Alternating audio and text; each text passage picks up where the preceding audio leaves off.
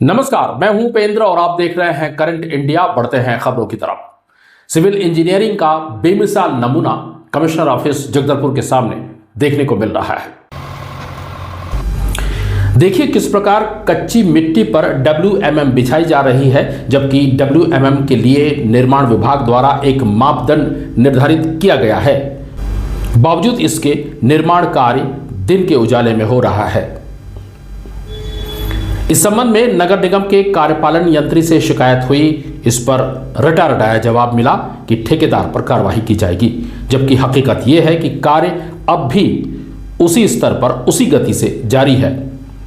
कार्रवाई का कोई भय नहीं। आखिर इस गलत निर्माण कार्य को शह कौन दे रहा है? सच ही कहा गया है, सैया भय कोतवाल तो डर काहे का। पेट्रोल और डीजल की बढ़ती महंगाई को लेकर 2013-14 के दरमियान बीजेपी किस प्रकार तत्कालीन सरकार को कोसती थी और आज वही बीजेपी के सुर बदल गए हैं। स्वाभाविक है, पेट्रोल और डीजल की कीमत जब बढ़ती है तो जो दैनंदिन उपभोग की जो वस्तुएं हैं, यानी एसेंशियल कमोडिटीज जिसे बोलते हैं, उनकी भी कीमतें स्वाभाविक रूप से बढ़ती हैं और उसका खामियाजा सर्वाधिक यदि किसी को भुगतना पड़ता है तो जो मध्यम वर्गीय परिवार के लोग हैं उन्हें भुगतना पड़ता है। जो गरीब हैं, जो किसी तरीके से 10 रुपया 20 रुपया प्रतिदिन की कमाई करते हैं, माने उनका तो जीना दूभर ही नहीं होता है, बल्कि सचमुच उनके लिए तो उस समय ऐसा लगता था कि बीजेपी सत्ता में आने पर महंगाई खत्म कर देगी और पेट्रोल की बढ़ती कीमतों में बड़ा सुधार होगा। 35 रुपए पेट्रोल देने वाले आजकल सुनने में नहीं नजर आ रहे हैं और न ही वे दिग्गज नेता, फिल्म अभिनेता सुनाई पड़ रहे हैं जो कभी साइकिल से अपनी यात्रा किया करते थे। देश में जिस प्रकार से पेट्रोल के दाम बढ़ा दिए, ये दिल्ली सरकार की शासन चलाने की नाकामयाबी का जीता जागता सबूत। आज पेट्रोल को लेकर के बीजेपी ने सुर बदल दिए हैं। उसे बांग्लादेश, नेपाल, पाकिस्तान की कीमतों से तुलना कर बताई जा रही है। लगता है हम इन्हें हराकर ही विश्व गुरु बनेंगे। छत्तीसगढ़ के प्रदेश अध्यक्ष बीजेपी के किरण सिंह देव को सुनिए।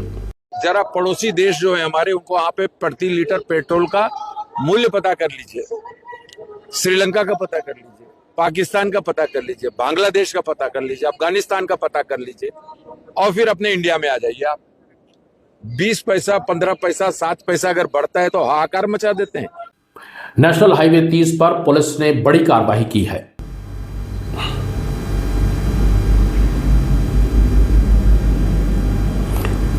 सुशासन का एक और नमूना देखने को मिला। रायपुर जगदलपुर नेशनल हाईवे 30 पर नियमित चेकिंग के दौरान पुरुड़ थाना क्षेत्र को एक कार से करीब 65 लाख रुपए से अधिक की रकम मिली है।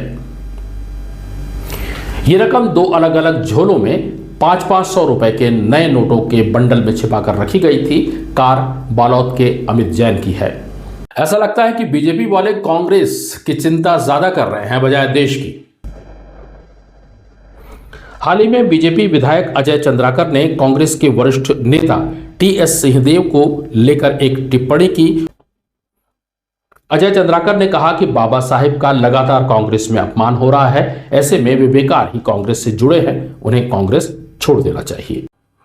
लगातार विरोध के चलते आखिरकार सरकार झुकी। सूरजपुर में आखिर कांग्रेस के लगातार विरोध के चलते सरकार को झुकना पड़ा। कांग्रेस जिला महामंत्री नगेंद्र जैन के खिलाफ आर्म्स एक्ट का मुकदमा दर्ज होने पर कांग्रेस यहां विरोध कर रही थी। इसे लेकर कांग्रेस कमेटी के प्रदेश अध्यक्ष दीपक बैज और पूर्व डिप्टी CM TS सिंहदेव अनशन पर बैठे थे।